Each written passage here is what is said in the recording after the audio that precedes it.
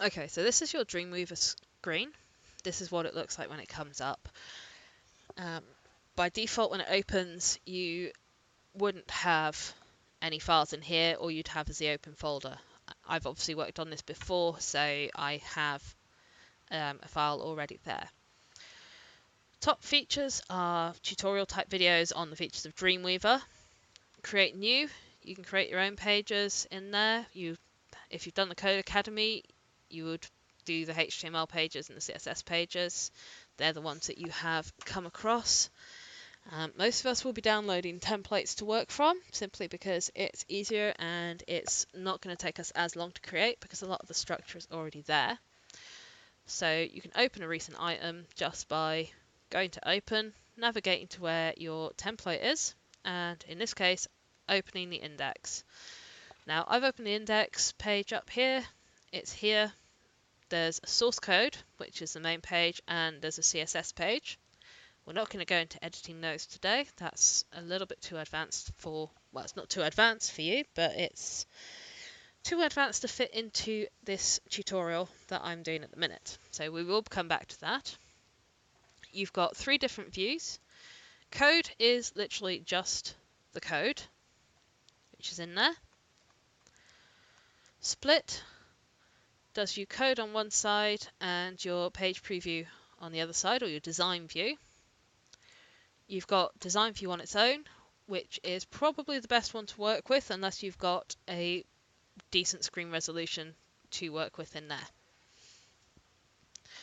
Across the top, you've got your file menu, new, open, save, all the usual stuff. Print the code if you need to print the code out. You can import stuff into Dreamweaver. You can export it from Dreamweaver. Don't usually need to export stuff from Dreamweaver, but it's there if we need it. You have the option as well to preview in the browser. Default is usually set to Internet Explorer. I've changed mine to Chrome by going into the Edit Browser list, clicking on Chrome and ticking Primary Browser, applying those changes. I've already done that, so I'm coming out of there. You've got your Edit menu, Undo, Redo, Control-Y, Control-Z.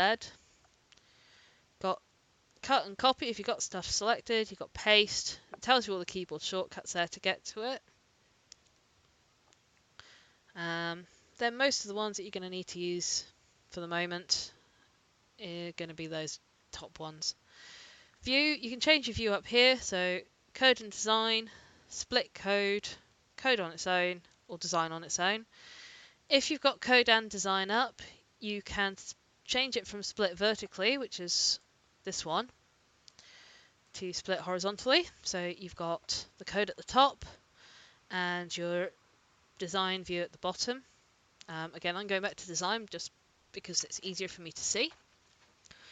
Your insert tab is probably one of the most important tabs. However, you're not usually going to use it from here unless you're really struggling to find something.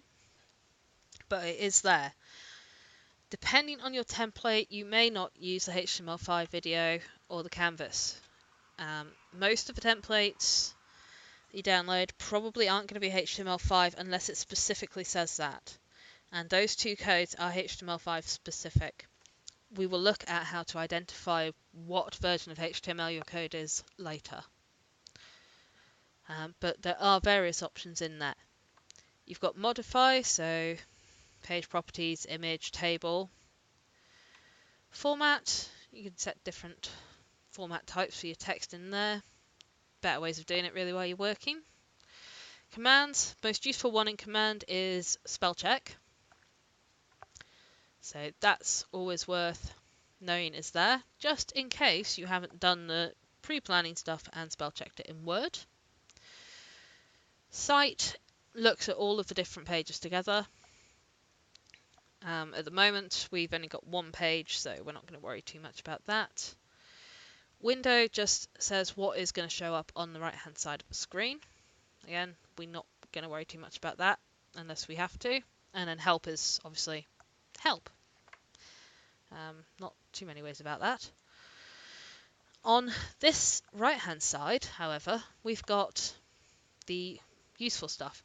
It's basically the insert menu, but in an easier to understand format. And it's a bit like the ribbon that you get on Microsoft products like Word and PowerPoint. These are your different tabs in your ribbon, or the equivalent to. It loads on structure by default. Because we already have a structure with the template that we're using, I mostly suggest that you go to comments, common even. HTML5 and Canvas you're not going to need. The rest of these you might want to put in, or you might want to use some of them.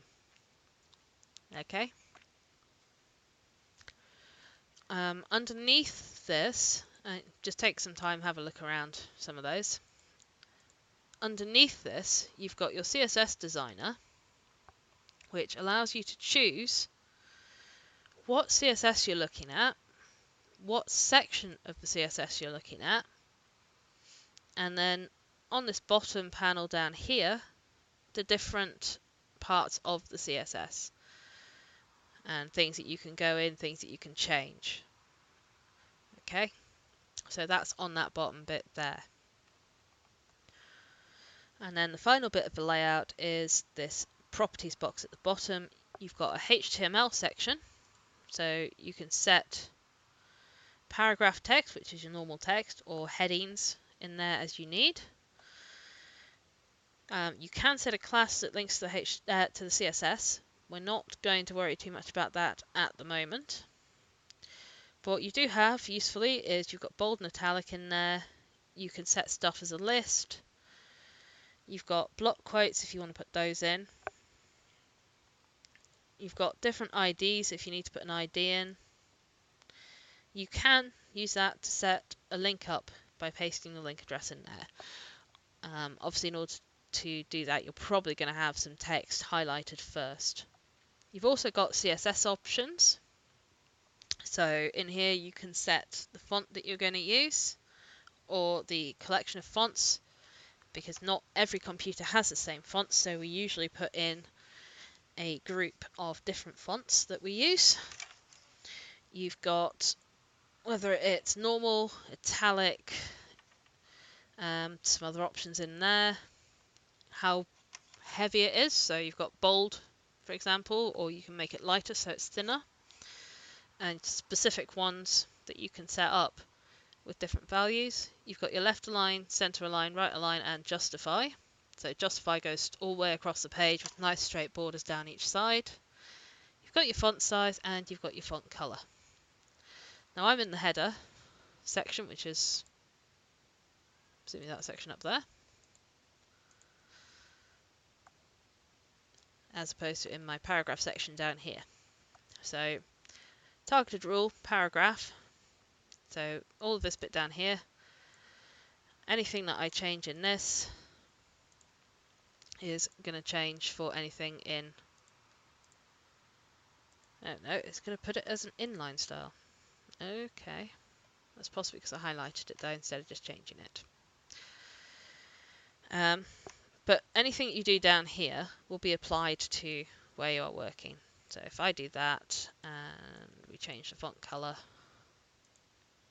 that then changes the font color. So you can apply down to the text that you highlight whatever you're using down here.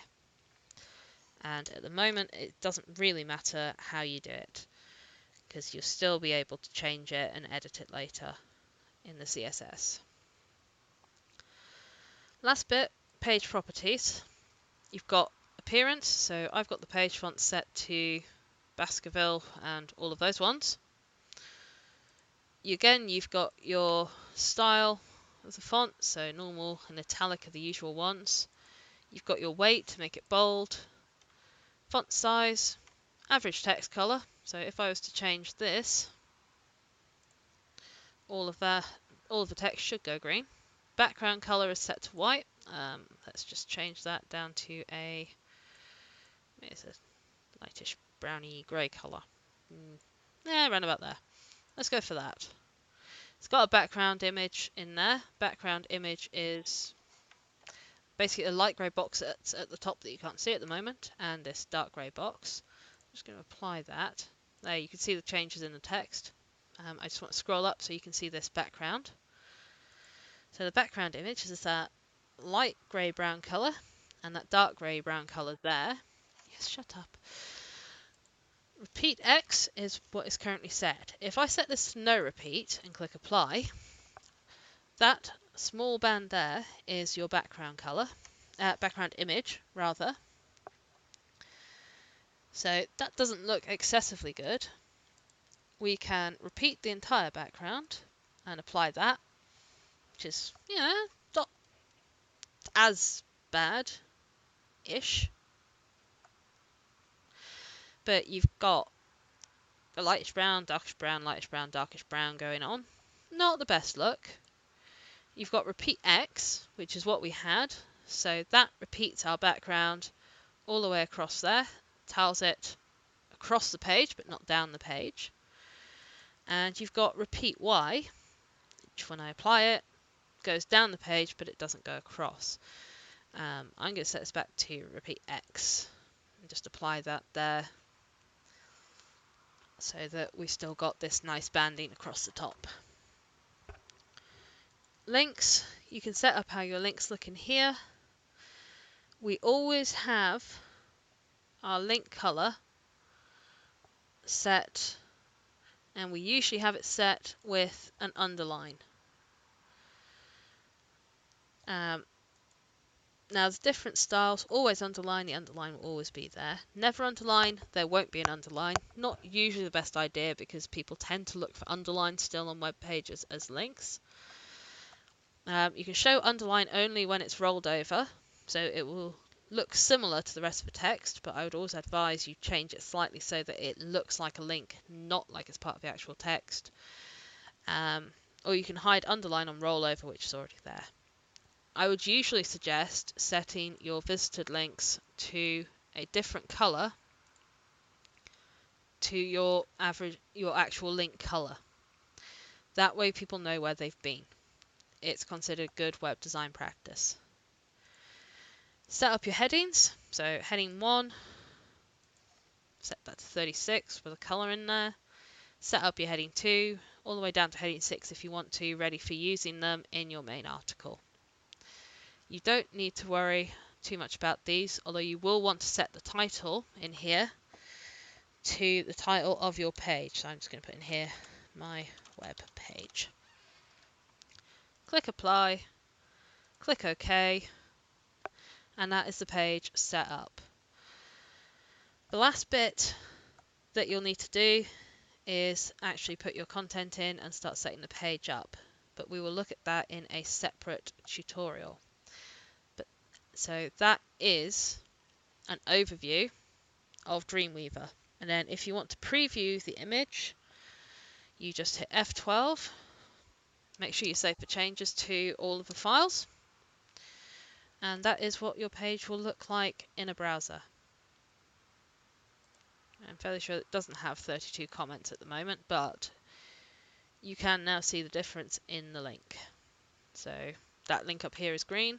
Roll over it, underline disappears, click it, it'll take you off to here because that's where it's linked to.